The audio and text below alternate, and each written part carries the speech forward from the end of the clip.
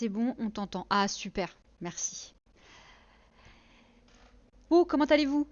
On se retrouve ce soir pour de nouveau un live ensemble afin de parler performance et surtout santé mentale. Et ce qui est génial, c'est que ce soir, on a un invité, pas n'importe lequel, on a TPK qui a volontiers accepté d'être présent avec nous pour partager son regard et son expérience sur la scène FGC. Et justement qu'on puisse un peu développer tous ces enjeux qu'on peut retrouver sur la prise en compte de la santé mentale euh, et potentiellement aussi, enfin potentiellement et aussi surtout les liens entre en quoi la performance en fait ou l'accompagnement à la performance, ça joue aussi un rôle dans toutes ces problématiques que peuvent rencontrer les joueurs et les joueuses de partout. Voilà. Petit rappel pour les règles. Hop, je mets. Alors attendez, je mets juste tout bien à jour. Voilà. Règles du chat. Bon, on va pas. Il manque un mot dans le titre. Ah, c'est pas vrai. On parle sans. Ah bah oui. Merci, Nesty. On parle mental. Quoique, on parle mental, c'est bien aussi. On parle santé mentale et performance. Voilà, c'est mieux. Merci pour ça, hein, parce que là, vous êtes mes yeux pour ce type de détails, hein, comme vous savez, et ça allait être le sujet qui allait suivre. Je ne suis pas streameuse professionnelle, ce n'est pas mon intention non plus, donc gardez vos subs, d'accord?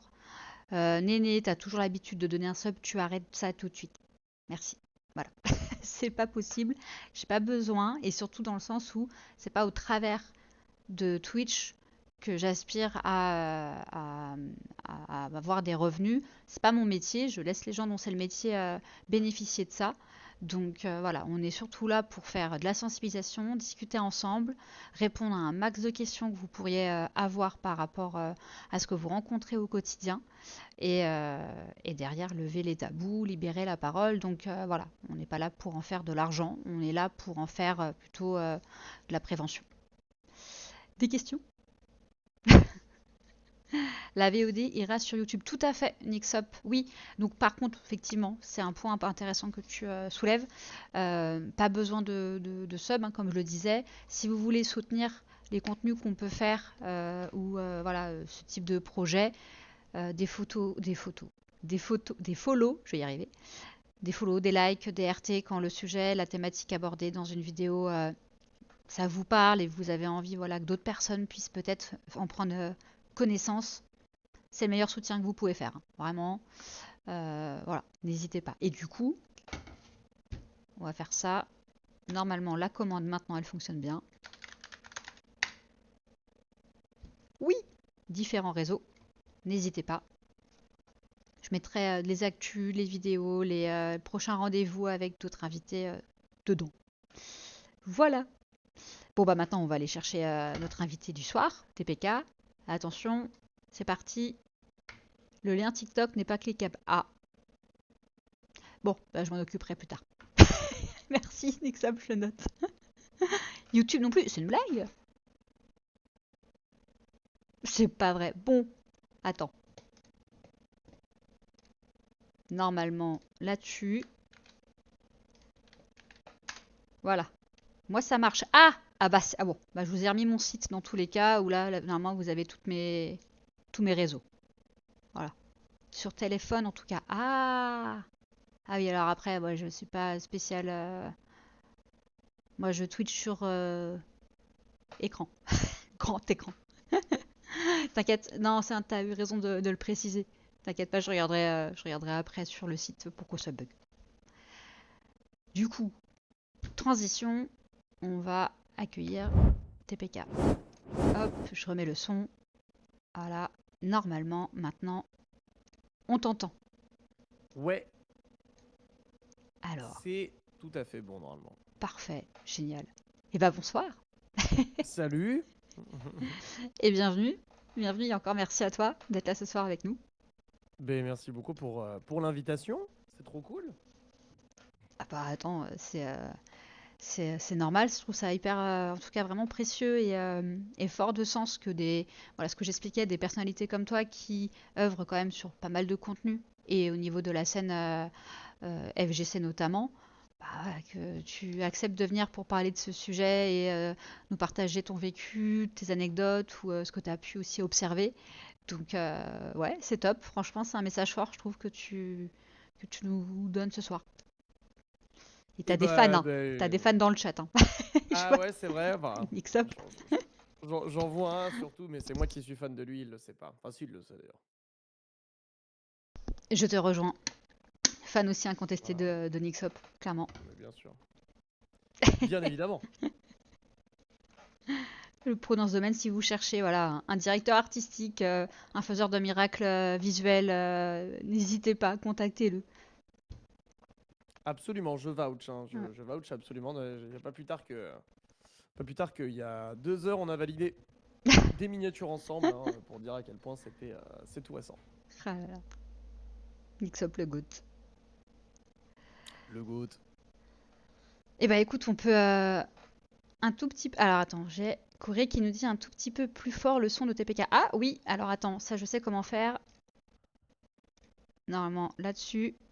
Vas-y, est-ce que tu peux reparler, s'il te plaît? Oui, test, normalement, c'est la petite réglette sur OBS, donc ça devrait le faire. Ou sinon, je parle juste plus fort, hein, c'est aussi possible. Bon, t'inquiète, hein, moi j'ai fait la réglette justement. C'est- Est-ce que nickel? Parfait, nickel. Eh bah écoute, TPK, bah, bienvenue encore une fois. Bonsoir à toi. Pour rappel, du coup, l'émission, c'est vraiment l'enjeu de parler par rapport déjà à qui tu es, à ce que tu fais sur ta scène à toi, donc qui est la scène de FGC. Et, Ouais, euh, et si tu veux prendre quelques minutes pour un peu te présenter aussi, parce que majoritairement, moi je suis davantage sur la scène Counter-Strike, donc j'ai un ouais. peu une commu spécifique là-dessus, ou du LoL. J'ai peu de FGC, donc si tu veux voilà, dire quelques mots sur toi, c'est avec plaisir pour te présenter. Yes, bah du coup, TPK, mon prénom c'est Antoine, j'ai 30 ans, j'ai 30 ans, enfin 31 ans cette année, et je suis bah, créateur de contenu du coup sur Internet depuis, on va dire professionnellement depuis 2016, donc ça fait, là je souffle ma 10e bougie, et sinon bah, j'ai commencé à commenter vraiment dans les années 2011 sur des jeux divers et variés. Voilà, moi j'officie sur la scène des jeux de combat, qui est une scène un petit peu plus en retrait par rapport aux grandes scènes e-sport populaires, hein, comme Counter-Strike, League of Legends et j'en passe. C'est une scène qui existe depuis quasiment. Alors, on va dire que c'est l'une des premières véritables scènes e-sport qui existait dans le monde, via la popularisation de Street Fighter 2 à l'époque en 1991, avec le portage Super NES qui a été assez majeur. Donc voilà, j'ai commencé en tant que commentateur sur cette scène, et youtubeur d'ailleurs. Et au fur et à mesure du temps, bah, je me suis un petit peu affiné. Et aujourd'hui, bah, j'essaye d'en parler de façon quotidienne, à minima, et de faire aussi plus que ça, parce que bah, les gens maintenant ont compris que je faisais du jeu de combat. Donc l'objectif maintenant, c'est de parler d'autre chose que du jeu de combat, et de montrer que je sais faire bah, voilà, plus que simplement appuyer sur des boutons sur Tekken, Street Fighter et consorts, quoi. Bah, d'ailleurs, je crois que tu coaches, parce que j'avais vu qu'il y avait Mhm. ouais, une sorte de projet en cours où vous êtes plusieurs acteurs de la scène de jeux de combat justement, où vous coachez des streamers qui sont pas du tout de base jeux de combat. Ouais, C'est ça? Tu veux nous en dire plus? ouais, c'est ça. Ça s'appelle Stream Fighters. C'est un projet qui a monté un joueur français qui s'appelle Mister Crimson, qui est un Hmm. excellent joueur de Street Fighter. Oui, de fou lui. Voilà, et l'objectif c'était d'un petit peu récupérer des gens du stream qui, on va dire, ont soit pas d'expérience avec Street Fighter, soit un petit peu, et de les accompagner dans du coaching pour faire en sorte qu'ils puissent progresser, voilà, un petit peu tous les jours. Et à la fin, c'était un tournoi final où on voyait un petit peu qui était le meilleur. Et moi, j'ai coaché un streamer et un ami d'ailleurs qui s'appelle Sakor. Hmm. Et du coup, voilà, je l'ai coaché, et c'est un petit peu de lui donner les clés, quoi. Comment ça s'est passé d'ailleurs du coup? Bah, moi, c'est un exercice que j'aime beaucoup Hmm. parce que, alors qu'il y a un petit peu. crisper certaines personnes parce que il y a une idée reçue qui voudrait que pour bien coacher, il faut être très fort. Moi, je suis pas du tout d'accord avec cette vision. Je pense que pour être bien coaché, il faut d'abord être un pédagogue, deux raisonner avec l'humain, parce que je pense que c'est surtout un métier d'humain et pas vraiment un métier de chiffres, d'analyse et de théorie crafting jusqu'au bout de la nuit. Enfin, ça existe, mais ça, c'est dans un second temps, je pense. Euh, et ça s'est super bien passé parce qu'au final, enfin, avec Sakor, on a pu bien progresser. Les séquences de coach étaient trop chouettes. En plus, moi, j'aime bien me déguiser, faire un peu le con. Donc, j'ai un peu inventé ce personnage de coach Duvel qui a une perruque en mulet, des lunettes de soleil qui vont vite J'ai vu. et un Marcel, voilà, Je l'ai coach vu. Duvel.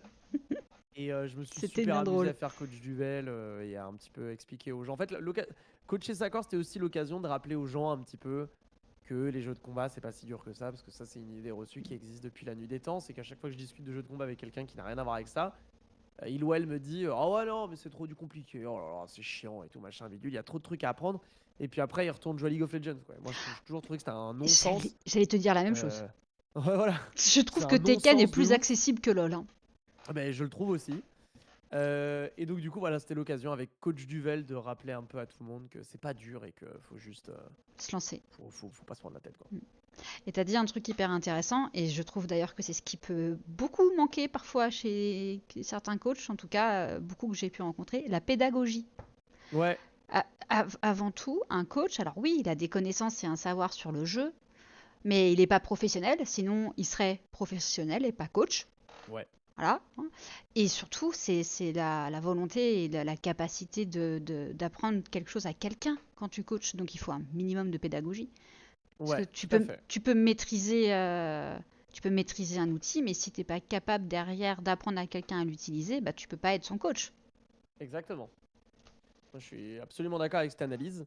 Ce qui fait que la pédagogie, ça s'apprend, mais en fait, beaucoup de personnes s'improvisent coach, ou tout du moins vont essayer d'aller là-bas en niant totalement l'aspect humain et en pensant que Mm. c'est un Tamagotchi, quoi. On lui dit fais ci, fais ça, comme ci, comme ça, et ça C'est va se ça. passer. Et ouais, je suis pas du tout d'accord avec cette approche. Ouais. Bah, c'est comme tout, quand tu veux apprendre quelque chose à quelqu'un, il faut aussi l'adapter à la personne que tu as en face de Ouais. toi. Parce que si on apprend en fonction de soi, bah, en fait, ça peut pas fonctionner. La personne, elle n'est pas Non. nous, en fait. Donc ce côté Ouais, c'est miroir, il ça. fonctionne pas. C'est pas des robots à qui on donne un programme et ils vont le refaire parfaitement derrière. Ouais. Et des fois, c'est vrai que c'est des discours que j'ai pu parfois entendre de coach ou de coacher, ah non, mais ce joueur, tu peux rien lui apprendre, il refuse absolument tout. C'est peut-être simplement que la technique que le coach ou la coach d'ailleurs avait était pas compatible, Ouais, c'est ça. tout simplement. Moi, je suis 100% d'accord avec ça. C'est que tout le monde peut être coaché, il faut juste trouver la bonne personne.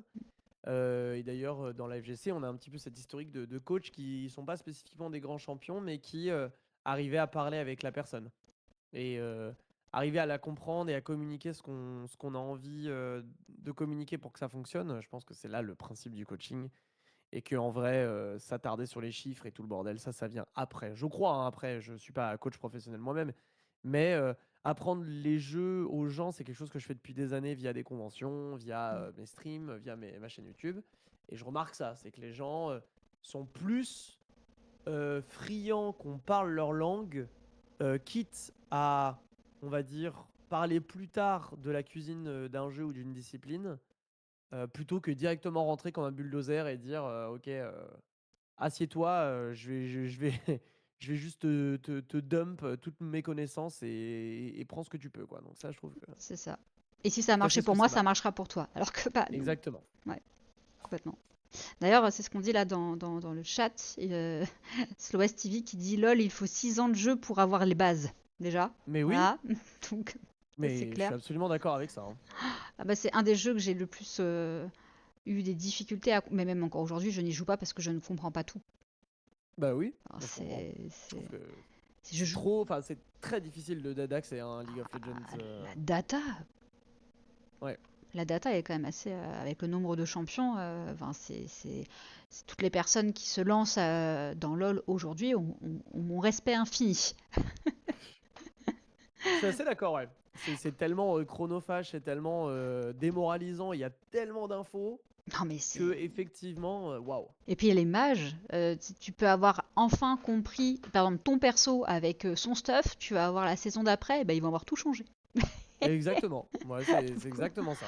Euh, Et derrière, parce que tu parlais, donc tu as parlé de Tekken, tu as d'autres jeux sur lesquels tu officies, Street Fighter, j'ai vu aussi des fois des lives sur 2XKO. Ouais. Ouais. Ben alors moi, les jeux principaux, enfin les jeux pour lesquels on me connaît, c'est d'abord Smash Bros. C'est le jeu sur lequel on va dire j'ai un peu forgé mes armes. Ensuite, je dirais que aujourd'hui, je me concentre beaucoup sur deux jeux, Street Fighter 6 et 2XKO, qui sont un peu mes jeux, ouais, les jeux que je suis le plus en ce moment. Smash Bros un peu moins depuis 1 an et demi. Ah, j'en connais un dans Euh, le chat, il va pas être content. ouais, ouais, le brave, mais je compte sur lui pour me tenir à jour hein, de ce que j'ai loupé évidemment. Voilà, donc moi j'aime bien me rester sur un jeu, deux jeux grand maximum.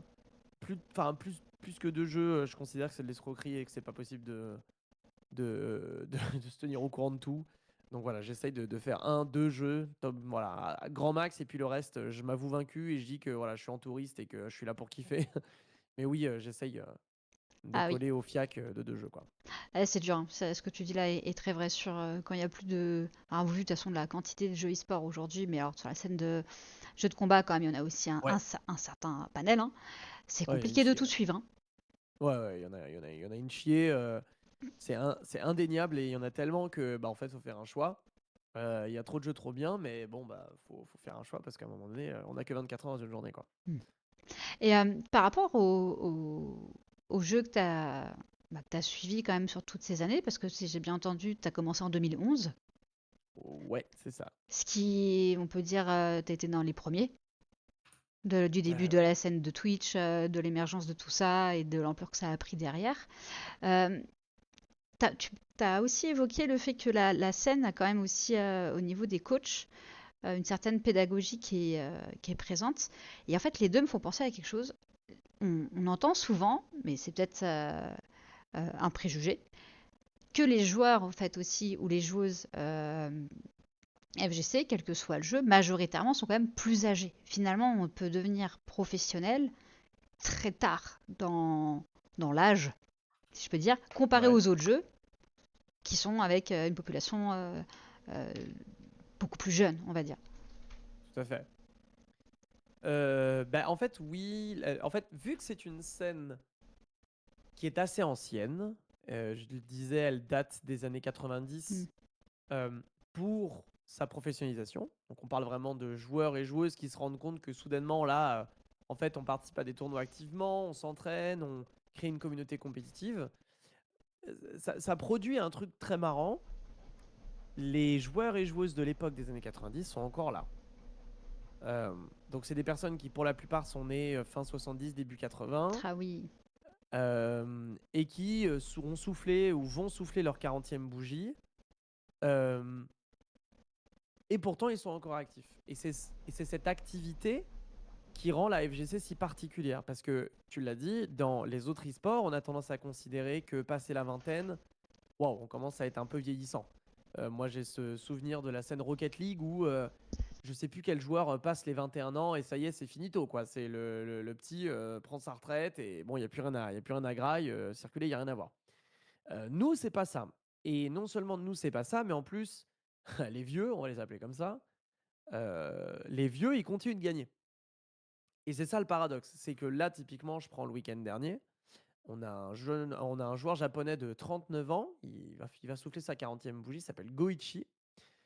Qui a gagné deux tournois différents dans le même événement aux États-Unis. Donc, c'est-à-dire qu'il a pris l'avion. Il a fait ses 12 heures d'avion depuis le Japon. Il est allé sur la côte ouest. Il a gagné deux tournois différents. Il est rentré chez lui. Il était en grande finale face notamment à un gars plus âgé que lui, qui a quelque chose comme 42-43 ans.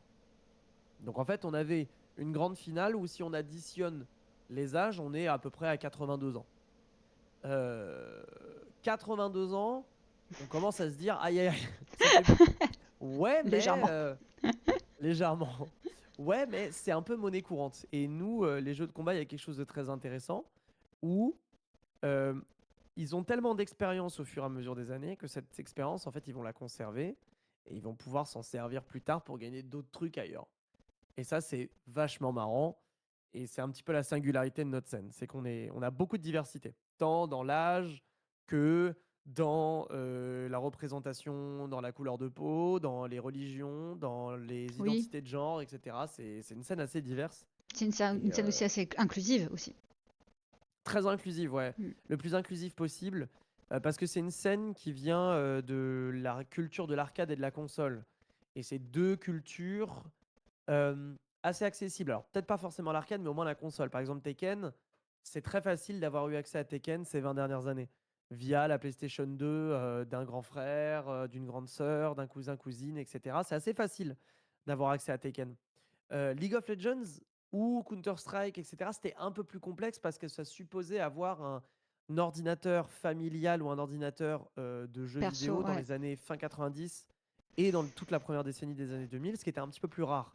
Mm. Euh, donc on a eu moins de contact avec ça. Alors la génération qui arrive, elle, je ne doute pas qu'elle ait accès à ces jeux aujourd'hui. Mais notre génération, on va dire la génération millennials, début Gen Z, quoi, c'est une génération qui a d'abord connu ce qui se passait sur console. Donc c'est pour ça que ça a créé beaucoup de diversité. Et vu que les consoles n'étaient pas très chères par rapport à un PC, forcément on a pu Ah installer bah des parcs ça de ouvre, consoles assez facilement dans les Mm. foyers, quoi. C'est clair.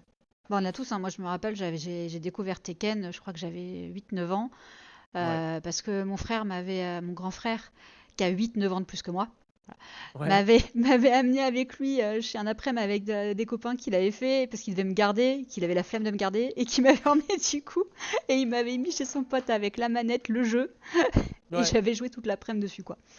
Il s'était fait défoncer par nos parents le soir, mais j'ai découvert Tekken. forcément. Voilà, Mais ça me choque voilà. pas. Je pense que tout le monde a une histoire similaire.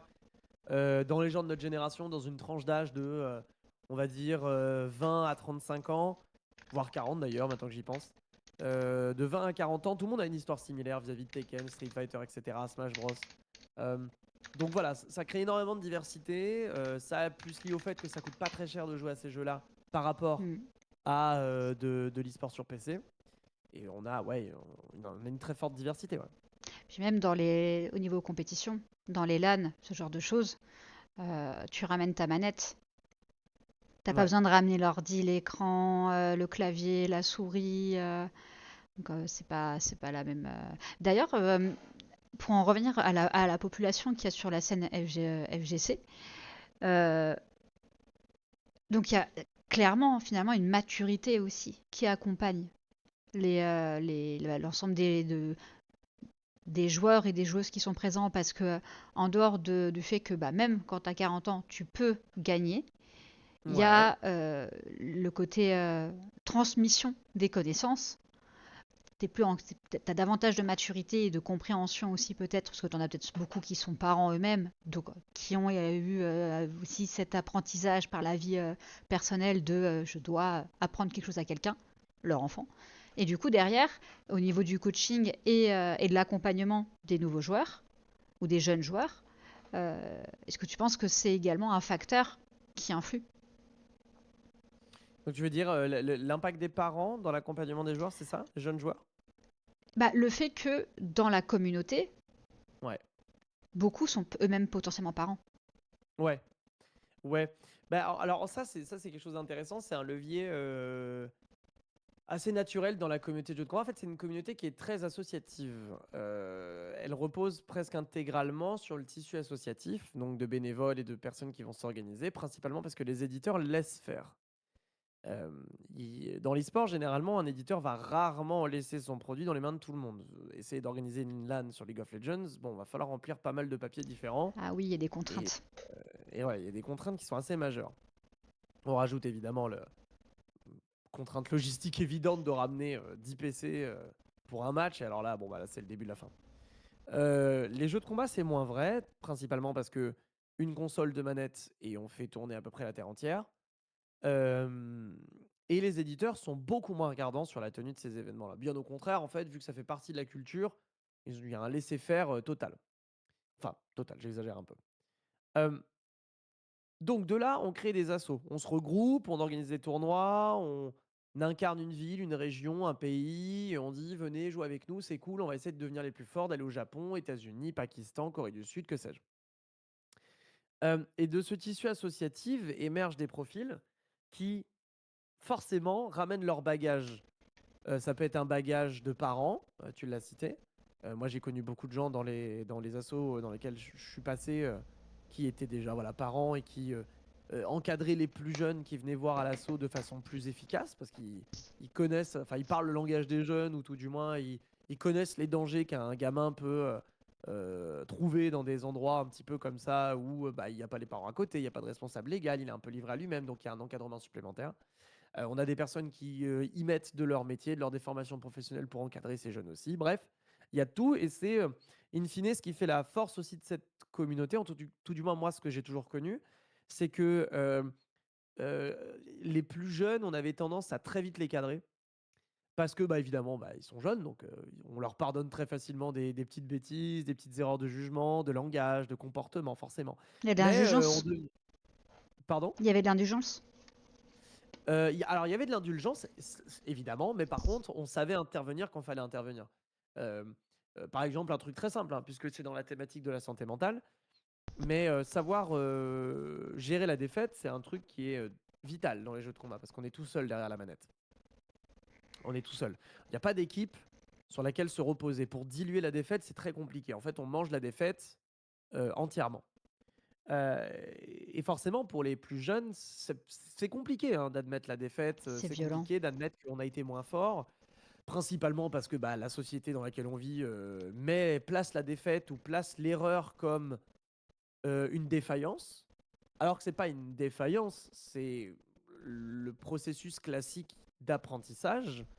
Je vais pas m'improviser comment dire, expert du comportement, expert de tout ça. Je m'improvise pas du tout là-dessus, mais il me semble que avant de comprendre qu'une plaque allumée, ça brûle, faut d'abord poser sa main dessus. Euh, et Ah bah oui. ensuite, on admet pour toute sa vie que si je pose ma main là-dessus, je risque de me faire mal.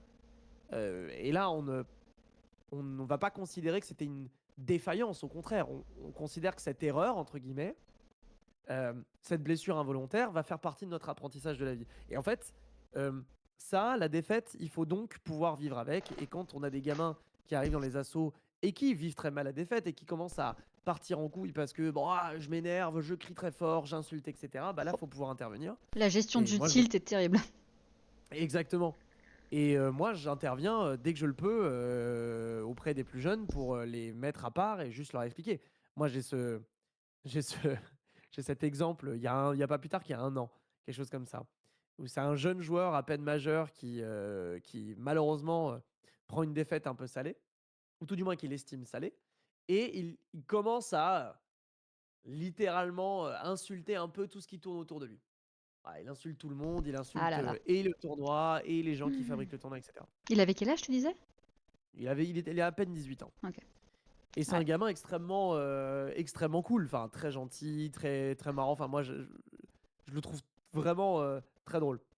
Et à ce moment-là, j'ai peut-être outrepassé le. J'ai peut-être surjoué à ce moment, c'est vrai. Mais moi, j'étais en train de jouer mon match et il passe derrière moi et il est en train d'insulter tout le monde. Et moi, je le prends très mal. Ça me met très mal à l'aise vis-à-vis de moi-même, vis-à-vis de son adversaire, vis-à-vis des gens qui organisent le tournoi, qui sont des amis à moi. Donc, je vais voir le petit en question et là, je lui explique. Je lui dis, tu peux pas faire ça. Là, il y a des gens qui font ça bénévolement, qui viennent toutes les semaines pour que toi, tu puisses faire ça. C'est une communauté, c'est des gens que tu fréquentes, c'est tes amis. Tu peux pas avoir des mots pareils. Et on est là dans un esprit de camaraderie et de progression. Et que si t'es pas capable de progresser en admettant l'erreur et surtout en évitant d'insulter les autres, ça veut dire que globalement, tu as du travail à faire sur toi. Et j'y vais un peu, j'y vais quoi. Et Franco. je sais que ma partenaire était là. Elle me dit, oh, tu es peut-être allé un peu fort. Là. Tu l'as peut-être un peu daronisé, plus que de raison. Et je me dis, bon, j'y réfléchis. Je me dis, ah, peut-être que je l'ai daronisé, effectivement. Peut-être que j'ai un peu surjoué. Et on en reparle quelques mois plus tard. Je le recroise. Et je lui dis, on a eu cette discussion. Qu'est-ce que t'en as pensé? Parce que si je suis allé trop loin dans mes explications ou dans ce que je voulais t'exprimer, évidemment, je te présente mes excuses. Et il me dit, absolument pas.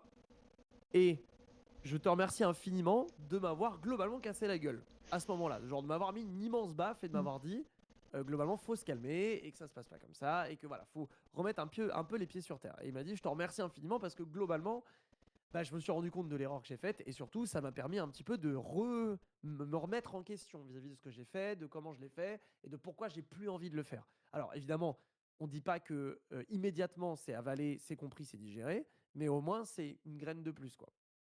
Et donc, Exactement.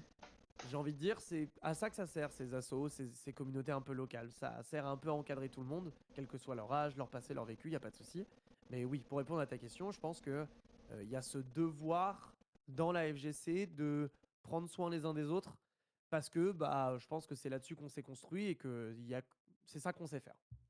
C'est vrai que c'est un truc qui existe beaucoup moins dans les autres jeux, hein. Il n'y a pas d'association de quartier de LoL ou de Counter-Strike ou de R6. T'as ta commu Discord, mais du coup ça reste du distanciel. Enfin, pas le même rapport hein, dans l'autre.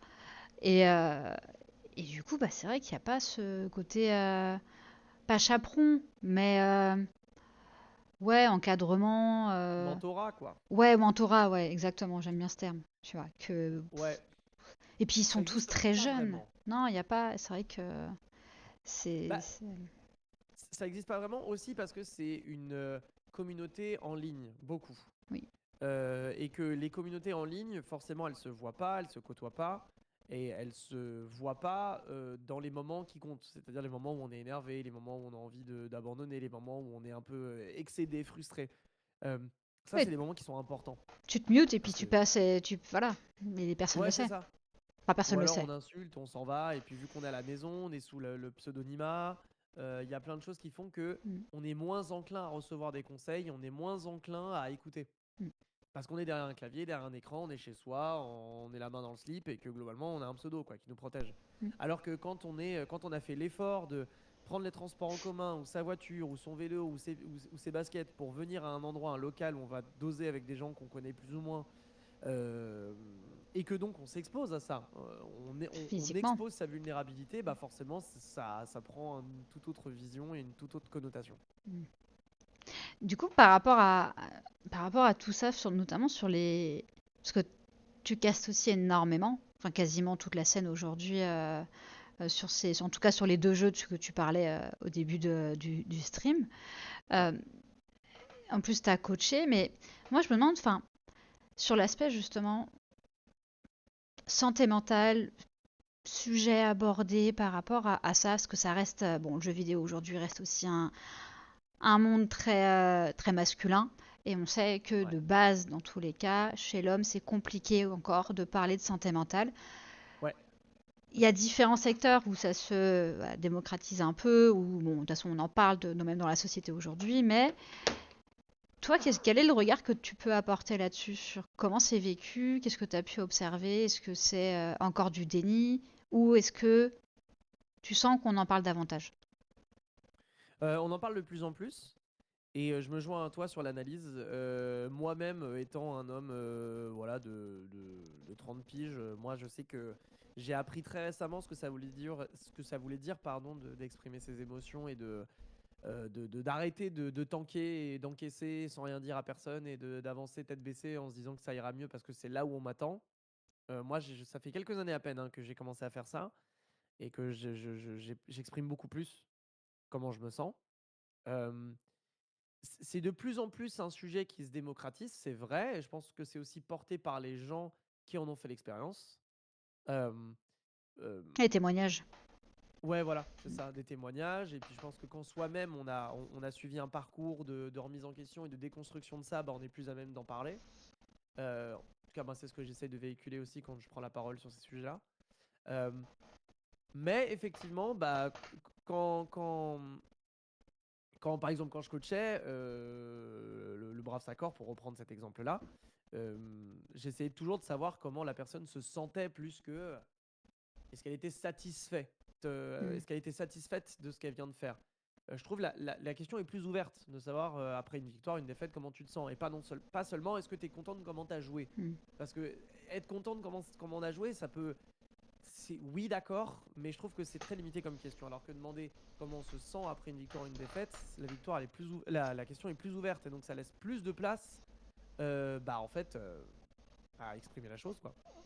Euh, et, euh, et ouais, et voilà. Et je pense que là, on intègre de plus en plus ces questions-là aujourd'hui dans les sports de plus en plus. Alors, ça prend le temps que ça prend. Il y a quand même, on a quand même ce côté, ce regard, j'ai l'impression, très sportif où un sportif, un athlète doit performer, c'est son taf. Et il n'y a pas d'exception, il n'y a pas d'excuse et il n'y a pas de question posée, quoi, hein. Il doit performer et s'il ne performe pas, dans ce cas, il est nul. Il est mauvais. Et on a ce côté très binaire, en fait, du sport. Ouais, mais moi, j'aime bien me rappeler aussi que, bah, oui, il a peut-être pas performé, mais ça ne veut pas dire qu'il a été nul, ça ne veut pas dire qu'il a été un être humain médiocre, pas du tout. Et bien au contraire, je pense que de cette défaite, il peut apprendre plein de choses et que, encore une fois, ça fait partie du processus d'apprentissage, quoi. Et c'est très vrai, surtout qu'en plus, dans le sport, c'est en train de se démocratiser aussi. Dernièrement, Ah, bah voilà. justement, notamment avec tous les JO qu'il y a eu, là, les JO d'hiver, Ouais, j'avais vu notamment un témoignage d'une. Alors, je sais plus quel sport, parce qu'il y en a beaucoup tellement de différents dans le ski et la neige, là.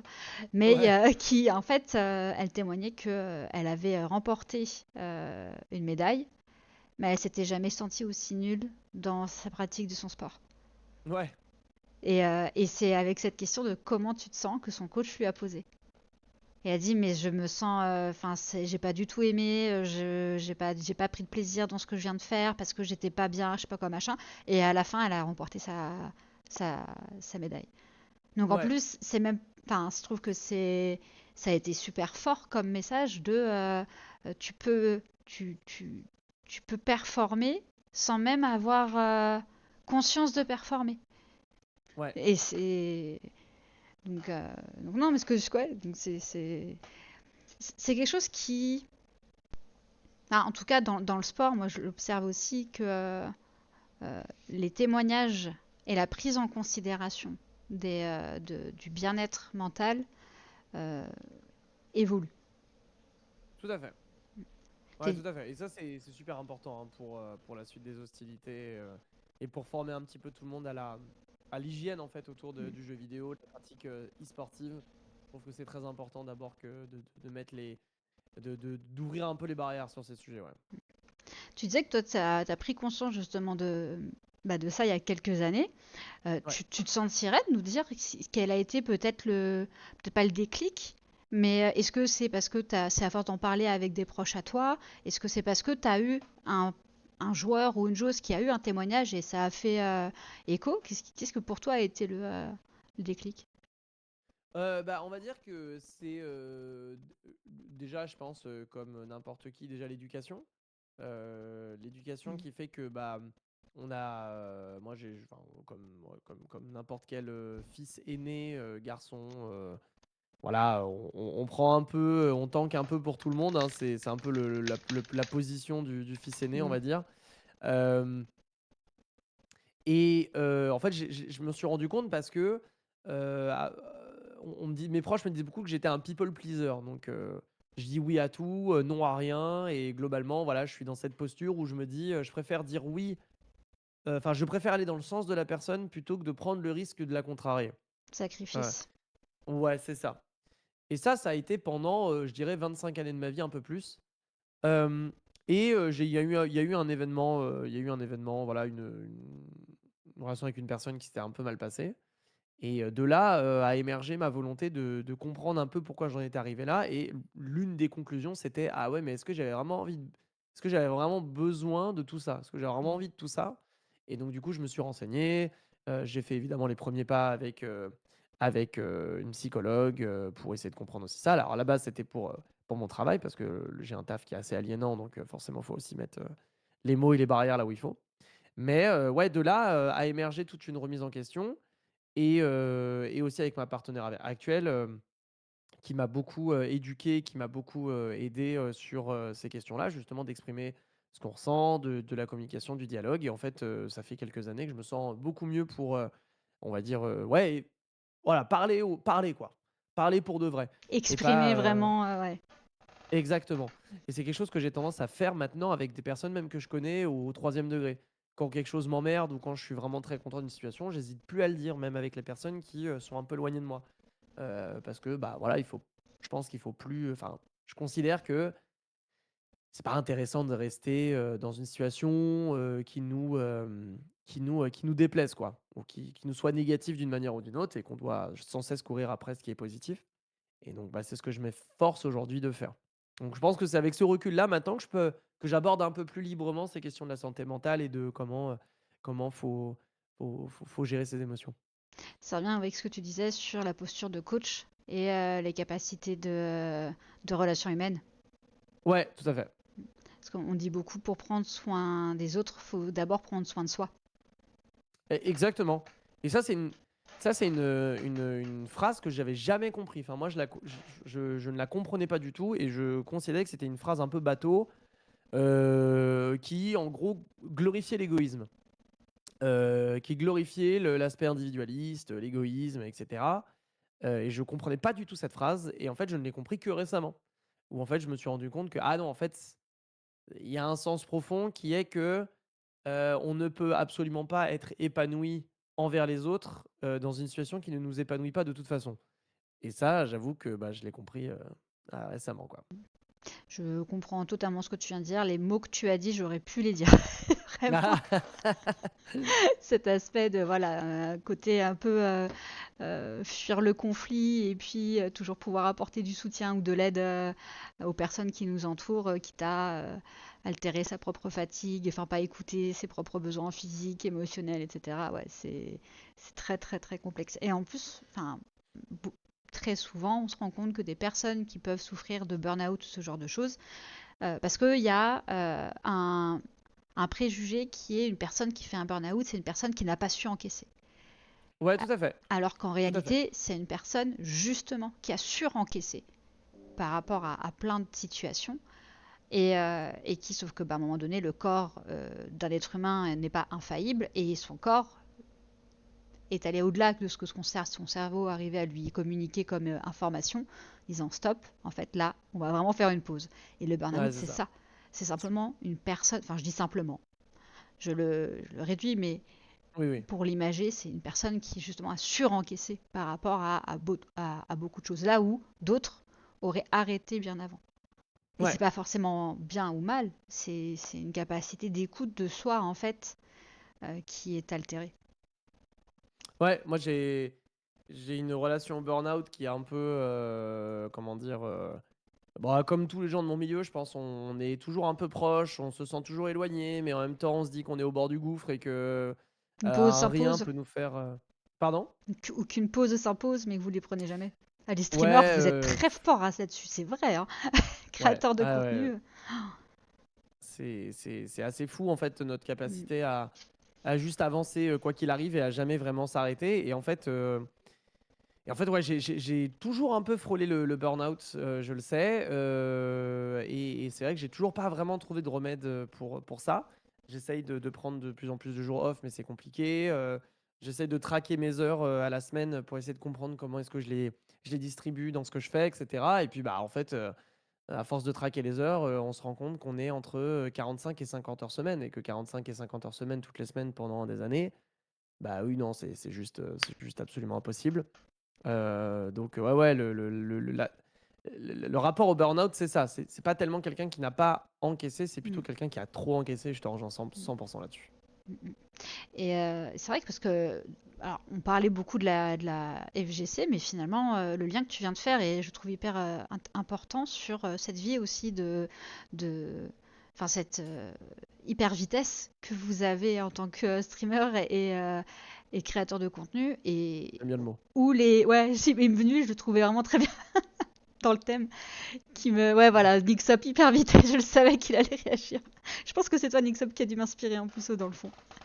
Euh, qui finalement, bah, quand on parle de santé mentale aussi et de performance, vous êtes complètement, bah, pour moi, concerné aussi. Ouais. Parce que la performance, quand vous êtes streamer, créateur de contenu, bah, c'est aussi le cas. C'est une performance que vous faites. Alors, c'est pas une performance sportive ou d'e-sport à proprement parler, mais ça reste une performance. Ouais, c'est une performance parce que bah, le stream, ça reste quand même, on va dire. Euh, C'est-à-dire que je retire le setup et en fait, moi j'aime bien imager un stream comme une sorte de spectacle d'impro en fait, sur une scène de théâtre de quartier ou de théâtre de boulevard, etc. Donc, il n'y a pas vraiment de raison de ne pas appeler ça une performance pour quelqu'un qui fait un spectacle d'impro, qui a duré 1, 2, 3, 4 heures, bah, dépendamment. Et nous, on fait exactement la même chose en fait, sur des thématiques bien précises. Enfin voilà, mais on interagit avec les gens, on improvise sur ce qu'on dit, sur les thématiques qu'on aborde, comment on l'aborde, le rythme qu'on y met, les silences qu'on décide de placer. Enfin voilà, c'est un petit peu tout ça. Et cette performance, ouais, elle est effectivement épuisante, et elle est d'autant plus épuisante que euh, à la fin d'un spectacle d'impro, ce qu'il y a de bien, c'est que avec un peu de chance, on a fait payer un petit billet à l'entrée, donc 1, 2, 5 euros, 10 euros. On a eu tant de personnes qui sont venues nous voir, mais voilà, la journée s'arrête, a priori, et date suivante. Le problème, c'est que nous, dans le streaming, bah non, pas du tout. Alors, nous, personne paye pour rentrer. C'est des gens qui viennent, qui repartent.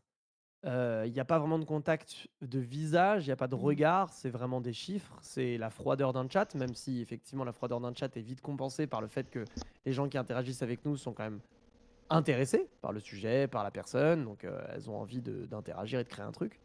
Mais in fine, ça reste très froid. Et quand on a terminé le stream, on a l'ultime coup de massue qui est le report de stats. Alors non, Katsuro, tu n'es certainement pas froid, mais je ne t'offends pas. Mais on a le report de stats. Et le report de stats, c'est quelque chose d'extrêmement harassant, parce que c'est là que rentre le processus de comparaison. Déjà de comparaison à soi-même, puisque les rapports de stats sont suffisamment bien faits, entre très grandes guillemets, pour nous dire ah bah t'as fait plus ou moins que le stream dernier. Mais c'est d'une Même violence, si ça aussi, c'est une dinguerie. voilà, c'est d'une violence inouïe, parce que bah on a beau se dire bah oui, mais ça n'a rien à voir, le stream d'avant j'étais avec telle personne, ou c'était tel créneau, ou c'était tel sujet, donc évidemment que j'ai fait mieux ou moins bien, c'est normal. Enfin ouais, mais le logiciel lui il s'en fout, il compare les valeurs absolues, il se dit non, c'est pas bien, ou c'était excellent. Euh, et donc là, on commence à se comparer à soi-même, et on fait aussi quelque chose d'impossible à ne pas faire, en fait, c'est qu'on se compare aussi aux autres. Et de là, créer en fait toute une spirale de dégâts mentaux qui peuvent, sur la durée, complètement annihiler une personne et sa volonté de faire des choses sur Internet. C'est vraiment les statistiques, les statistiques. Et je suis comme tout le monde, hein, je suis un produit de stats. Moi, je me plonge dans mes stats très régulièrement. Je me noie dedans comme une envie de soit cope avec le bordel, donc c'est-à-dire me rassurer, soit j'essaie de me rassurer, soit j'essaie de me flageller. Enfin, mais il y a toujours un truc autour de ces stats qui est assez hypnotisant, et malheureusement, on y revient toujours, quoi. Donc cette perf, euh, elle est encore plus harassante qu'on est sur Internet. D'autant que quand tu as fait le comparatif avec un spectacle d'impro, le spectacle d'impro en général, c'est une fois, allez, 2 fois dans la semaine, sur une Ouais, période donnée. Enfin, t'as des répètes bien avant, que vous, les streamers et les streameuses, ben, c'est tous les jours. C'est du c'est vrai. lundi au dimanche. Alors oui, il y aura peut-être des rendez-vous, ce sera 3, 4 fois dans la semaine, mais vous avez à côté de ça les émissions à côté, même si c'est pas sur votre stream, vous avez l'émission de machin ailleurs, vous avez la préparation parfois aussi de chaque émission ou chaque contenu, qu'on appelle ça quand vous faites des vidéos, les tournages, Ouais, les pardon. tournages. Enfin, c'est une énergie et c'est constamment. C'est constamment. Ouais, Et ça me fait penser au rythme aussi des joueurs qui ont les séances d'entraînement régulières, les tournois. Tu as des jeux où ils font des tournois toutes les 2 semaines et demie et ils partent à l'étranger partout au même moment. Enfin, c'est un rythme infernal de fou. Comment vous ouais. êtes. Euh, alors, tu as dit que t'as pas encore trouvé ta recette miracle, on va dire, ou fixe pour prendre soin de toi comme ça, mais j'entends quand même que tu as une façon, une pratique pour prendre soin de toi. Si tu avais un conseil à donner ou une définition de comment je peux prendre soin de moi, qu'est-ce que tu aimerais partager? Euh, Bah, de rationaliser, en fait, ce qu'on vit. Parce que ça va vite, si je reprends le fait de se comparer, ça va vite de se comparer et de soit perdre la motivation, soit au contraire avoir un boost de motivation. Mm. Mais je dirais qu'il faut d'abord rationaliser ce qui se passe et ce qu'on fait, parce que derrière chaque défaite ou victoire, il y a un truc très, voilà, très tangible, très rationnel, sur lequel on peut s'accrocher. Pour justement, dans les moments où ça va pas, se rappeler qu'en fait, c'est pas que ça va pas, c'est juste que bah, sur ce moment-là, il y a peut-être une chaîne de conditions qui n'ont pas été respectées, qui est peut-être en dehors de notre contrôle. Hem Et en cas de victoire aussi, c'est peut-être aussi le cas. Il y a une chaîne de conditions qui ont été respectées et desquelles on n'avait certainement pas le contrôle, mais bah, ça s'est aligné. Et donc garder la tête froide, en fait. Et c'est pour ça que, quand je sors d'un stream, si je dois reprendre l'exemple d'un stream, ou par exemple, on va prendre l'exemple d'une vidéo YouTube, ça sera un autre exemple comme ça. Mais, si par exemple, je fabrique une vidéo qui me prend un mois de travail, qui me coûte, on va dire un peu plus de 1 000 € à fabriquer entre le tournage, le montage, le graphisme et cetera, et que cette vidéo ne fait pas des chiffres très impressionnants et que fait bah, elle ne rentre pas dans ses frais ou au juste, bah, c'est une déception en termes de statistiques par rapport à l'investissement financier. Là, c'est important d'avoir cette pensée rationnelle qui vient immédiatement nous cueillir le plus vite possible. Parce que je prends cet exemple d'une vidéo que j'ai faite l'été dernier, je crois, mai dernier. Une vidéo où j'ai beaucoup travaillé dessus, où j'étais très content du résultat. Vraiment, j'ai testé plein de choses, c'était vraiment l'occasion un petit peu l'aboutissement de pas mal d'années sur YouTube où vraiment j'étais très fier. Et quand la vidéo sort, elle fait pas des chiffres, très impressionnants pour la vidéo que c'est. Vraiment pas. Heu, Immédiatement s'installe une déception, forcément. «Ah mince, j'ai pas réussi à Mmh. plaire, à la divinité YouTube». Et quand on plaît pas à la divinité YouTube, elle nous le fait comprendre très, très rapidement. Bon, déception immédiate. Hem, de là émergent beaucoup de questions. Est-ce que ce que j'ai testé, c'était pas si drôle, c'était pas si pertinent, c'était pas si intéressant? Donc au final, je suis peut-être pas fait, en fait, pour faire ce que j'ai tenté. Hem, Peut-être que le sujet était pas bon aussi. Donc en fait, si le sujet n'est pas bon, ça veut dire que j'ai une erreur de jugement. C'est mon métier ça, de créer d'aller chercher des sujets et de créer des angles qui soient le plus intéressants. Ça veut dire que là, j'ai pas respecté ce que mon métier impose de moi, ça veut dire que je n'ai pas été à la hauteur, pas bon, et cetera, et cetera. Donc ça vient de nous cueillir immédiatement. Et un discours Hem interne très dur aussi, très exigeant. Exactement, très exigeant. On rajoute à ça aussi, qu'il y avait un sponsor sur la vidéo, à qui j'ai vendu des chiffres et au final, on n'est pas du tout sur ces chiffres, donc je dois derrière aller voir le client pour lui dire: «Bah, désolé, je suis pas rentré dans les chiffres».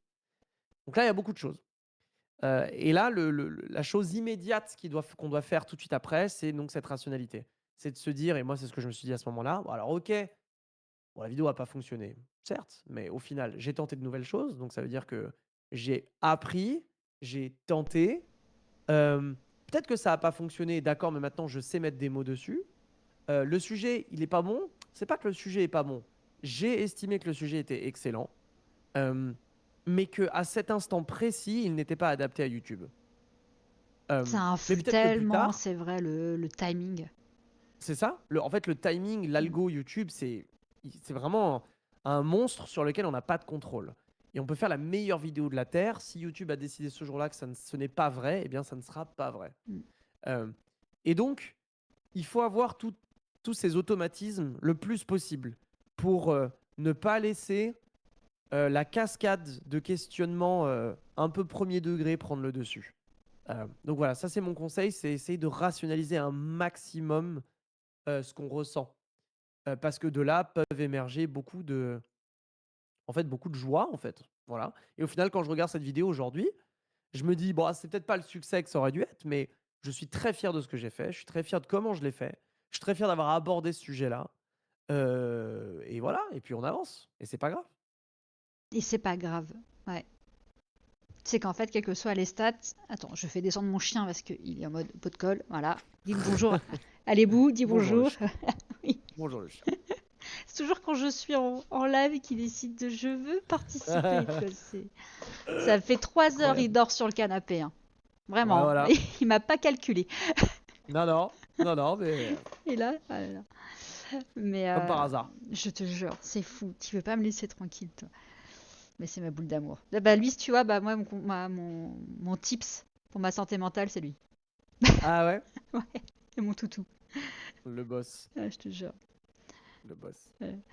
Mais et du coup, sur cet aspect de rationalité, tu as dit quelque chose aussi qui est hyper intéressant, parce que tu en avais aussi parlé tout à l'heure.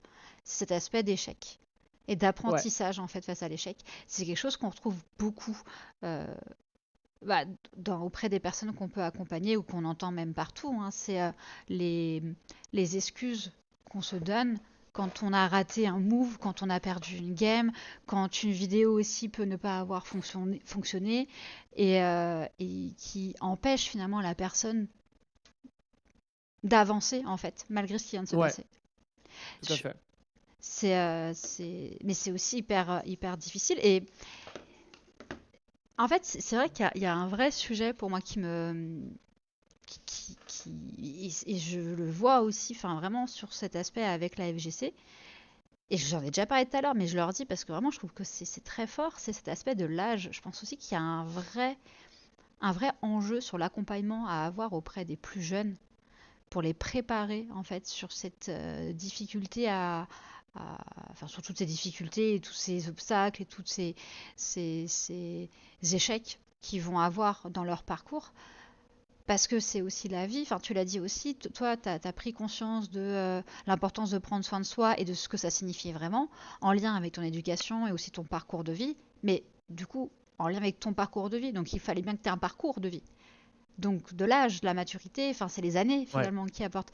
Que quand on voit les jeunes qui ont 15 ans, 18 ans à peine, enfin, ils n'ont pas de parcours de vie vu qu'ils commencent à peine leur vie. Et, ouais, c'est ça. et toi, est-ce que tu as. Parce que dans les jeux e-sport, il Mhm. y a énormément de structures e-sportives. Ouais, Dans les jeux de combat, alors bien sûr, les joueurs sont accompagnés et soutenus, portent les couleurs de structures e-sportives, mais j'ai l'impression que et peut-être que je me trompe totalement, mais c'est mhm. moins aussi fort, aussi présent que dans Ouais, les autres jeux. Bah après, il y a aussi les aspects aussi des jeux d'équipe ou quoi que ce soit, mais tu as beaucoup de joueurs ou de joueuses qui n'ont pas de structure, qui participent quand même à ouais, des tout à fait. tournois, qui sont quand même présents sur la scène, qui remportent même des tournois. Là où, bah, si tu veux faire ça sur LoL, CS, R6, tu as forcément une structure derrière. Donc, tu as plus potentiellement un accompagnement derrière. Ouais. Bah, tous les joueurs e-sportifs et joueuses e-sportives de la FGC ne sont pas sous structure. C'est vrai Mm. pour les profils les plus intéressants, principalement parce que c'est une scène un peu nichée, donc forcément, il faut expliquer aux structures l'intérêt de venir chez nous, comment faut parler aussi de ces scènes-là, parce qu'il y a une méconnaissance totale du sujet.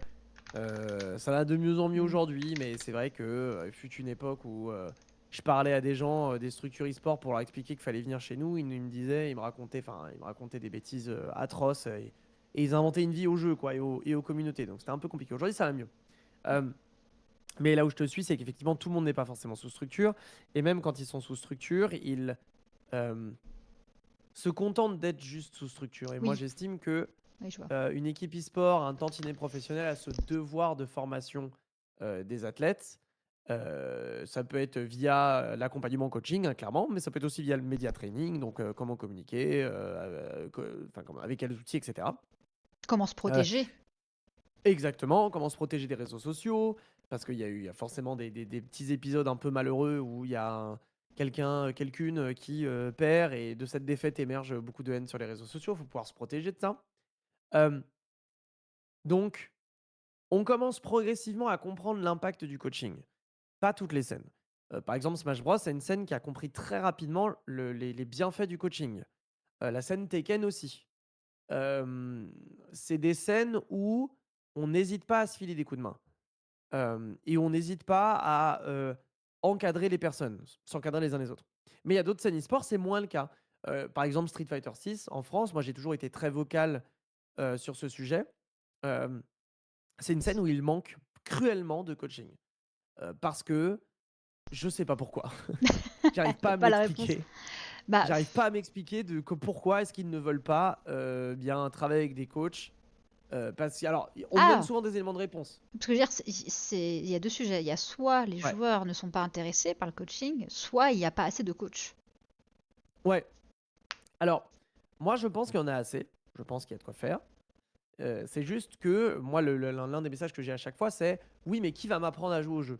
Et à chaque fois, j'arrête pas de leur dire, je dis, mais c'est pas ça un coach. Le coach ne va pas ne va pas t'expliquer comment jouer au jeu. T'es C'est pas le censé déjà sujet. le savoir en plus. L'objectif, Exactement. c'est que tu évolues dans ton jeu, pas que tu apprennes à jouer. Sinon, bon. Exactement. Sinon, effectivement, on commence Et à je- apprendre à jouer et reviens nous voir après. Exactement. Et c'est ce que j'ai tendance à leur dire. Je leur dis, un coach, ça sert pas à ça, hein. Alors, effectivement, encore une fois, dans un second temps, on peut peut-être y aller image par image et dire, ah tiens, t'as fait ça, là, fallait faire ça. Bon, j'en doute pas. Mais un coach, c'est en fait quelqu'un qui va clairement être un interlocuteur privilégié. Et on dit interlocuteur avec un grand I, donc on peut parler de plein de choses. On peut parler du jeu, on peut parler de la compétition, on peut parler de comment on se sent, du voyage qui nous attend, de ce qu'on doit manger avant, du film qu'on doit regarder avant. Enfin, j'en sais rien, mais bref, avoir les meilleures conditions possibles. Et sur la scène Street Fighter 6, moi j'ai eu des débats interminables avec des joueurs pros, hein. Ils me disent tous, non, mais moi j'en ai pas besoin. Et à chaque fois, ma réponse est la même. Je dis, non, c'est pas que tu n'en as pas besoin, c'est que tu comprends pas à quoi ça sert. Et ça, c'est pour moi une différence fondamentale. Et Katsuro demande, hein, s'il n'y avait pas une époque où le coaching était mal vu. C'est pas que c'était mal vu, c'est que c'était souvent interdit de coacher, en fait. Ah bon? Ouais, ouais, c'est ce qu'on appelle le mid-set coaching. Donc, en fait, le mid-set coaching, qu'est-ce que c'est? C'est pendant une game, avoir un appel à un ami, globalement, et d'avoir une intervention de quelqu'un qui va nous dire pendant le set, ah bah tiens, là, t'as fait ça, là, il fait ci, etc. Ça, c'est des Ah, pratiques qui sont parfois interdites. Et par conséquent, ça limite un petit peu l'impact du coaching. Et c'est vrai qu'on n'a pas vraiment en tête à quoi ça sert. Mais il y a des scènes où le mid-set coaching a été autorisé. Par exemple, Smash Bros et Tekken. C'est des scènes où, dépendamment du tournoi, on est là, on est en train de se faire tabasser. On peut faire pause pendant le set, appeler son pote, dire t'as regardé le match? Oui, non, alors qu'est-ce que tu crois que je devrais faire, etc. Et donc ça fait que très vite, on a compris à quoi ça servait d'avoir un coach. C'est pour ça que c'est une discussion et c'est un d'accord, sujet ok. qui circule plus, quoi. Ah, ça a du sens, ouais, effectivement, sur pourquoi ça prend. Et pourquoi le joueur ou la joueuse peut s'identifier là-dessus. Ouais, c'est ça. Alors, il y a aussi d'autres raisons beaucoup plus complexes, hein, mais c'est l'une des raisons que je mettrais le plus en avant. C'est qu'on n'a pas fait l'expérience du coaching dans la plupart des scènes e-sport, FGC, et que fatalement, bah, quand vient la question est-ce que j'ai vraiment besoin d'avoir quelqu'un qui vient me coacher, bah, la réponse est souvent non, parce qu'on comprend pas à quoi ça sert. Hmm. Donc il y a peu de joueurs aujourd'hui ou de joueuses qui ont un coach, on va dire, fixe, qui va les suivre tout le long de leur année, Ouais, par exemple. ouais, ouais, ouais, c'est un peu le constat froid que je fais. Moi, il y a une personne que j'estime beaucoup dans la scène Smash Bros. Qui s'appelle Gluttony, c'est son pseudo, Ah c'est bah le oui, meilleur joueur d'Europe. ah oui, oui. Voilà. C'est un gars qui, ça fait depuis 2019, il trône dans, allez, je vais être sympa, je vais dire le top 25 monde. Bon, ces dernières années, c'est surtout le top 10 mondial, alors qu'il est dans une région comme l'Europe, et l'Europe n'est pas réputée pour Smash Bros à l'international. Hmm. Enfin, on n'est pas le plus fort, quoi, clairement pas. Euh, et pourtant, ce gars-là arrive à être toujours dans les top 10 mondiaux, top 15. Et tout le monde se demande pourquoi. Comment ça se fait? Comment ça se fait qu'une telle anomalie puisse exister? Qu'un mec qui n'évolue pas dans les meilleures régions du monde soit pourtant en mesure d'être dans les meilleurs classements officiels. D'autant qu'il habite en France, donc il faut faire des allers-retours tout le temps. Donc c'est-à-dire la fatigue des voyages, les visas, l'entraînement à droite à gauche. Smash Bros, c'est un environnement compétitif qui est un peu particulier, bref. Euh, et en fait, moi, l'un des éléments de réponse, outre le fait que ce soit quelqu'un de très fort, très intelligent, avec beaucoup de maturité, il a 30 ans d'ailleurs, donc il a beaucoup d'expérience, euh, c'est aussi quelqu'un qui, très rapidement, s'est entouré de coachs. Il y a une époque, il en avait, je crois, 3 différents. Ah oui, Ouais, il en avait quasiment 3 différents et chaque coach avait un rôle bien précis. Et en fait, ça, je me dis, bah oui, c'est nécessaire d'avoir des coachs quand on devient professionnel, surtout dans un profil comme Gluttony sur un jeu comme Smash Bros où c'est compliqué pour un Européen de tirer son épingle du jeu, parce que bah, il faut pouvoir tenir la distance, quoi. Et lui, l'un des moyens qu'il a trouvé de tenir la distance, c'est notamment d'avoir des coachs autour de lui. et cette anecdote, elle est incroyable. Et je te remercie. Ouais, D'ailleurs, bah de rien. Sloès aussi dit que c'est super intéressant ce que tu nous partages comme anecdote. Et par rapport à Gluttony, alors je savais qu'il avait justement eu des coachs, mais je ne savais pas qu'il en avait trois d'un coup, enfin trois en même temps, tu vois. Ouais, Et ça fait ouais, écho en fait au staff qu'on a quand on se là, on en parlait par rapport au sport tradi. ouais, Bah, un athlète, il a son coach, mais derrière, il a un coach analyste, il va avoir son coach perf, il va avoir un kiné, il va avoir un ouais, nutritionniste ou un diététicien, enfin un panel de professionnels qui vont l'accompagner dans son parcours de performance et de réussite par rapport à ses objectifs. Et en plus, qui vont être entre guillemets à sa charge, enfin que c'est lui qui a investi en fait dans sa propre réussite. Et Gluttony, Ouais, je tout sais, à fait. alors il doit avoir des sponsors, ça c'est sûr, y a pas de sujet, mais je pense que le fait, voilà, ce que tu disais d'avoir ces 3 coachs, c'est son choix. C'est lui qui a fait le choix d'être entouré par ces personnes-là et d'être entouré pour ces sujets-là, dans la volonté de performer. Ouais, ça a été vraiment une volonté de sa part. Et lui-même, en fait, est passé par là.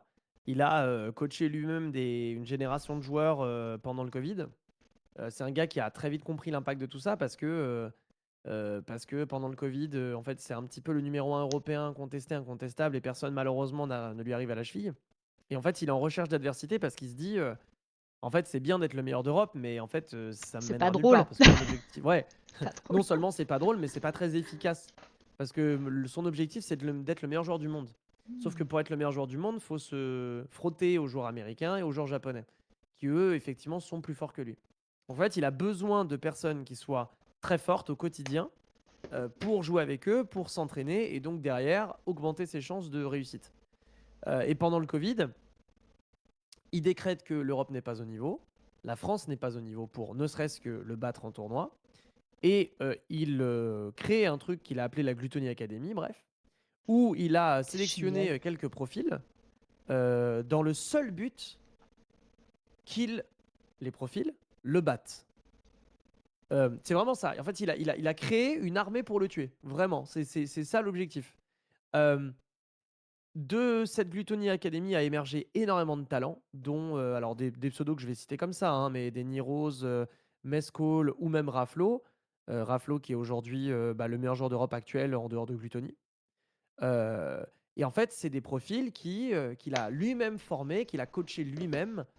Et aujourd'hui, on les retrouve dans les hautes sphères d'Europe, ces profils-là, en fait. Et il les a fait Euh, sortir en fait. Enfin, peut-être ouais, sortir dans le sens où il les a rendus visibles. Là où ils étaient peut-être un peu plus. exactement. C'est ouf. Il les a fait sortir. Et en fait, c'est tellement ouf que l'une des premières grosses défaites qu'il a subies après le Covid, c'est justement par Raflo. Donc, c'est-à-dire son, entre très grandes guillemets, élève. C'est Mission génial. accomplie. Et donc, cette mission étant accomplie, il s'est dit, chouette, j'ai formé des gens qui sont suffisamment forts et téméraires pour me mettre en difficulté. Et plus je suis en difficulté, plus je progresse. Plus Et donc, j'apprends. c'est exactement. Et c'est de cette expérience-là que je pense qu'il a compris l'impact du coaching et pourquoi c'était important. Et donc, fatalement, pourquoi est-ce que lui-même en avait besoin par la suite. C'est génial. Mais merci pour cette histoire. De rien. Non, mais je trouve ça fou parce que, enfin, le bougre, il a quand même candidaté et pris des gens. En fait, c'est comme si c'était un Jedi qui cherchait ses Padawan Exactement. et que l'élève a dépassé le maître. Enfin, je trouve ça fou.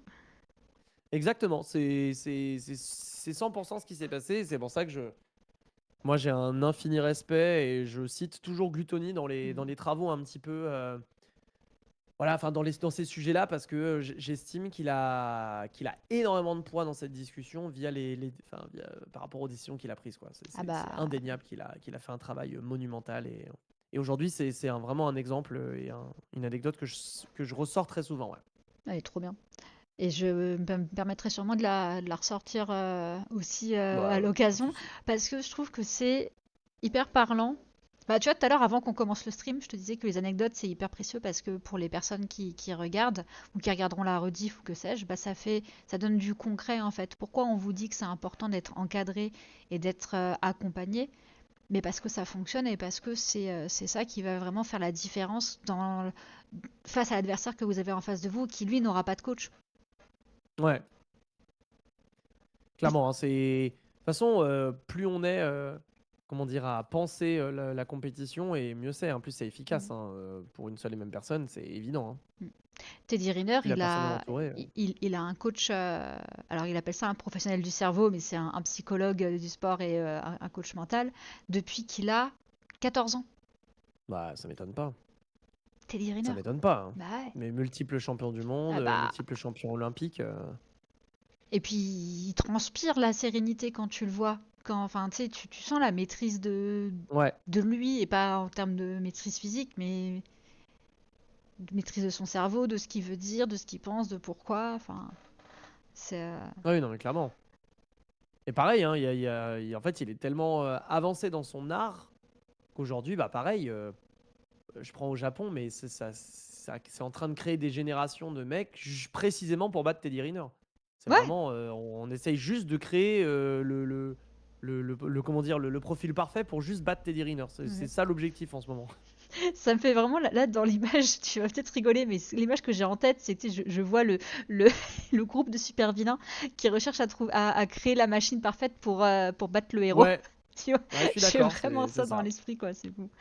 C'est, Oh, et du coup, je vais permettre la transition, parce que je t'avais dit que je voulais qu'on en parle, mais là, comme on parle un peu, on est parti sur le délire des... Enfin, je suis partie dans mes délires de super-héros. Les Mhm. Beyblade. Ah bah oui, les Peut-on Beyblade. parler du sujet Beyblade? Alors pour ceux qui comprennent pas pourquoi j'en parle sur le stream, mais c'est moi j'ai découvert TPK parce que il avait cast ou même créé. Je crois que c'est toi qui avais monté le tournoi qui a été organisé depuis enfin depuis 2 ans. Tu m'expliquais ça. Et donc moi il y a 2 ans, c'est sur mon feed Twitter, t'as pop comme ça d'un coup avec une grosse vidéo de Beyblade et un casteur français dessus.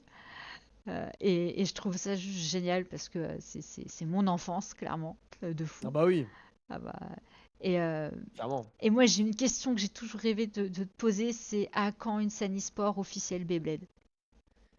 Eh bah, écoute, il y a une scène qui existe déjà de Beyblade qui est très en place et qui clairement ne m'a pas attendu hein, pour exister et pour poser ces événements, ces champions, etc., ces championnes.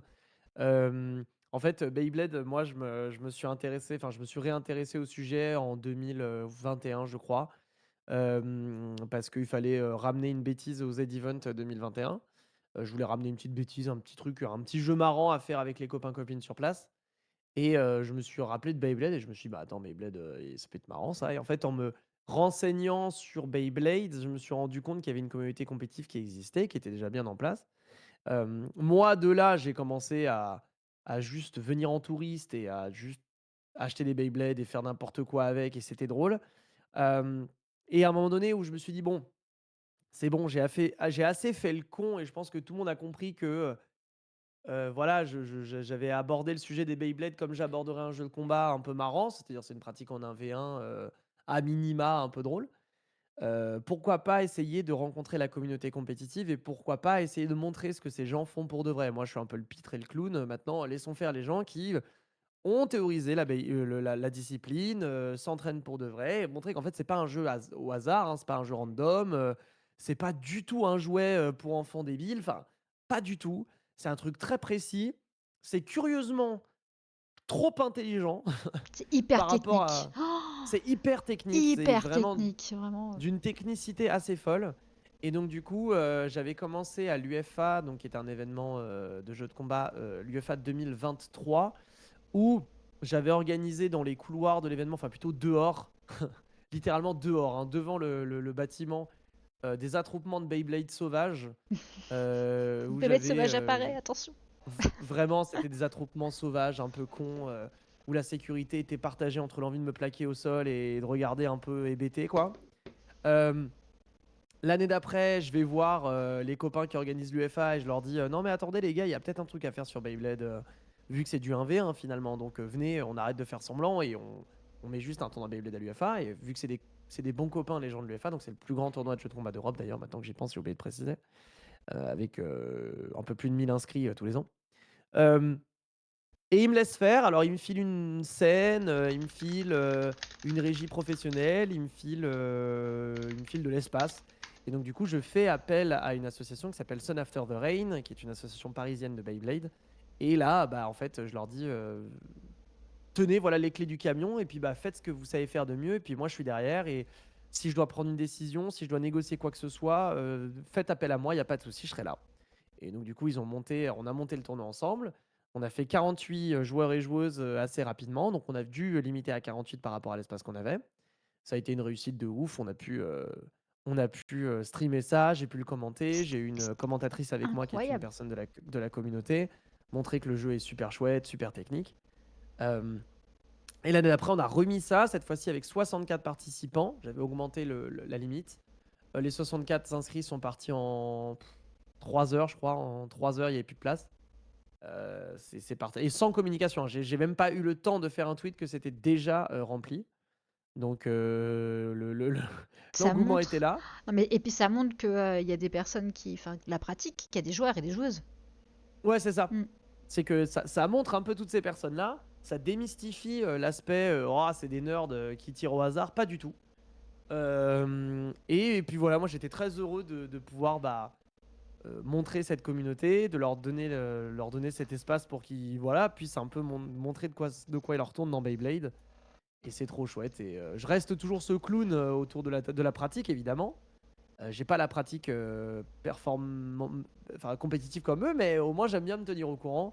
Là, je viens littéralement de faire de l'import de Beyblade il y a pas plus tard qu'il y a 3 jours, donc comme quoi ça J'allais te continue. demander si toi aussi tu jouais quand même un peu à la Beyblade et que tu arrivais à comprendre les mécanismes qu'il y avait derrière.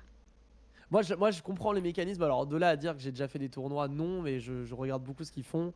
Et je suis vraiment en mode pur passionné, pur spectateur de Mm. loin. Et s'il faut mettre un peu d'argent, de temps et de compétences pour monter un truc marrant, je le ferai avec grand plaisir. Mais j'ai bon espoir que là, 2026, je puisse aller faire un tournoi ou deux avec les copains-copines de la communauté Beyblade pour un peu raccrocher les wagons. Mais ouais, je suis absolument trop heureux à chaque fois d'être au contact de cette communauté, quoi. Ouais, je peux comprendre, hein. Ça avait l'air insane. Moi, quand j'avais suivi tes lives aussi là-dessus, j'avais trouvé ça déjà génial qu'on puisse trouver ça sur Twitch. Ouais, Vraiment. Et en plus, ce format tournoi, enfin, moi, mais j'aurais rêvé ça quand j'avais 12 ans, en fait. J'aimerais avoir 12 ans aujourd'hui, acheter ma ouais, Beyblade ou la commander à Noël, tu vois, et pouvoir me dire, pareil. allez, je fais mes tournois. Parce que moi, pour l'histoire, j'étais Beyblade, mais j'étais surtout Yu-Gi-Oh aussi. Ah bah oui, forcément. Et il y a même quelques années, en 2018-2019, j'avais participé au championnat de France de Yu-Gi-Oh! Ah ouais, C'était génial, mais ça se pose là. c'était, oui, bah j'ai fait à peine top 60, je sais pas quoi, hein, vraiment c'était, mais c'est honteux, non Pas mais mal. c'est honteux. Pour le coup, alors Ah ouais? anecdote de moi, parce que j'ai honte, je me suis pas réveillée pour le jour 2. J'avais réussi à me Ah qualif mince. pour le jour 2, et en fait, ouais, mais un dimanche à 7 heures, c'était trop tôt pour que je me réveille. Je suis assez d'accord. Dimanche à 7h, je suis assez d'accord. Parce que fallait y être pour 9 heures, j'habitais pas tout à côté et j'étais déjà en activité professionnelle, donc j'avais déjà ma semaine de taf IRL à côté, tu vois, et j'ai pas réussi à me lever. Bien sûr. Je suis passé à Mais je ça comprends. d'un champion de titre, qui sait. Non, mais c'est pas simple hein, de se Oh lever à là l'heure hein, là, pour les tournois. ah là là. Mais donc ouais, c'est vrai que l'ambiance dans ces événements-là, moi, c'était doudou quoi. Là, je suis d'accord. Doudou. Donc c'est super chouette maintenant de voir que ça prenne, enfin que ça prend plutôt cette place sur les réseaux. Et je serais presque curieuse d'ailleurs de rencontrer des joueurs et joueuses de ça, parce que je suis sûre qu'il y a un sujet performance aussi, avec gestion du stress, de l'émotion, parce que enfin, toute compétition amène une émotion. Oui, ouais. Et toute compétition amène de l'entraînement, amène, voilà, ça renvoie aussi des fois à des choses en soi qui peuvent être des enjeux. Et je serais curieuse de, tu vois, je me le note de côté. Tu m'inspires sur Eh ben, avec d'autres plaisir. choses. Hein. Ouais. Bah écoute, je te remercie vraiment beaucoup pour tout ce partage. Je vois qu'il est déjà 21h30. Je te sais très occupé et a besoin de conserver et récupérer ton énergie, du coup. Donc, est-ce que avant qu'on laisse, soit voilà, dans le chat, si vous avez quelques questions à poser, c'est le moment, ou si toi, tu as des choses un peu spécifiques sur lesquelles tu as envie de partager à la communauté sur bah, voilà, l'importance de prendre soin de soi, sur la santé mentale et les enjeux qu'on peut avoir à trop vouloir performer. Ouais, bah c'est moi c'est le côté victoire victoire morale en fait que j'aime bien ce concept-là de se dire que même quand on perd ou qu'il y a un truc une erreur ou machin, en fait il y a toujours moyen de se raccrocher à un truc cool qu'on a fait quoi qu'il arrive. Et ça c'est un peu dans tous les domaines de la vie quoi. Je crois c'est que même si y a un truc qui fonctionne pas, bah il y a quand même des choses qu'on a pu bien faire dans le process. Et dans l'e-sport ou dans une pratique professionnelle ou quoi que ce soit d'autre, je pense que c'est pas totalement différent et que voilà, c'est déjà une première étape pour, s'épargner, on va dire et un maximum, hem, ouais, conserver son énergie. Voilà, donc toujours essayer de se demander: «Tiens, de quoi je peux être fier là tout de suite dans ce que je viens de faire? De quoi est-ce que je peux être fier?» Et puis, bah, ce dont je suis moins fier, c'est pas grave. On fera en sorte la prochaine fois que ça fonctionne. Et Voilà. je Donc, c'est un peu pourrais, ce que je veux dire. je pourrais compléter sur, et si j'en suis pas totalement fière, qu'est-ce que je peux faire pour l'améliorer? Exactement. Voilà. C'est, Tout à fait. c'est... Bah, merci beaucoup. Ce que tu dis en plus, ça me fait écho que c'est la force de la pensée positive. Ouais. Faut savoir que notre cerveau est notre meilleur allié et qu'on peut on peut le conditionner. Et c'est pour ça qu'on appelle que le mot existe, hein, si le terme conditionnement existe, ça veut bien dire que on peut faire intégrer une pensée ou une action extérieure dans notre cerveau. Et Ouais. ça, vous avez vraiment, enfin, quand je dis vous, je parle à tout le monde, hein, nous, on a la possibilité de le faire soi-même en fait, avec euh, le réflexe que tu viens de partager de quoi je peux être fier sur l'émission, sur la performance, le match, le tournoi, l'entraînement, machin, et aussi se, se, se conditionner à la défaite n'est pas un échec, Ouais. en fait. Et Ah, c'est je suis d'accord. en se disant des phrases comme ça au quotidien qu'on conditionne son cerveau aussi à penser comme ça de façon automatique, à se dire ce n'est pas parce que je viens de perdre mon match que j'ai échoué. Parce que Ouais. derrière, grâce à ça, bah, vous allez pouvoir acquérir des choses, comprendre ce qu'il faut améliorer et, euh, et devenir encore meilleur. Ouais, je suis d'accord. Absolument d'accord avec ça. Bah, merci encore, Antoine, pour cette De soirée. rien. Vraiment, c'était super chouette. Dis-toi que c'était un petit challenge pour moi de t'avoir en tant qu'interview. Pas Ah bah, habituée à ça, comme je dis, c'est pas mon métier, je suis pas voilà, comme toi, donc j'espère que tu as passé un bon moment aussi. très bon moment. C'était très bien. Donc, non, non, bravo.